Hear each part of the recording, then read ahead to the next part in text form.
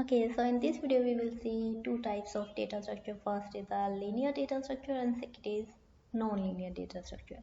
So as we know there are two types of data structure. First is a non-linear and second is a linear.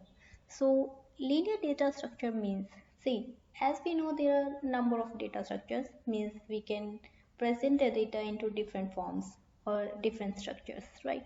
So if we say a particular data structure is linear, which means the elements, or you can say the data we are entering into that particular data structure, elements are accessed in a sequential order. Means if you are going to access a particular part of a memory and you are saying this particular memory is reserved for this data structure, means that data structure is just occupying that particular memory and accessing the data into a sequential order.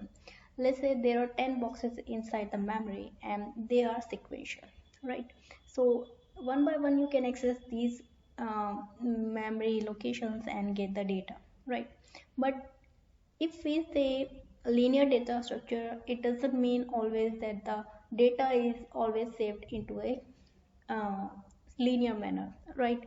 And now you are going to say, you just said that data will be saved in a linear manner. Yeah, but if you are going to access this, I said access means you may feel like the data is stored sequentially inside the memory sometimes, but it is not sequentially. It's just simply the type of the data structure that it has formed that way that you are accessing is in a sequential order. Let's say if you know these terms, then you will understand. Otherwise we will see these data structures in upcoming videos.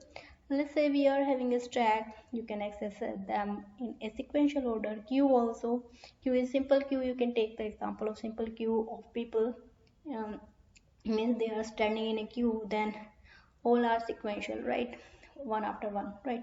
But if we talk about the linked list, they are not actually stored sequentially into the memory, but we are going to access them like um, we will feel like that they are in a sequential order, right?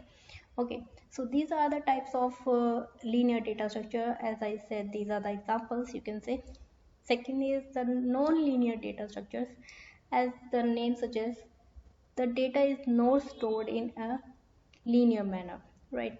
So the examples are trees and graphs, and we will see all these data structure one by one in upcoming videos, so stay tuned.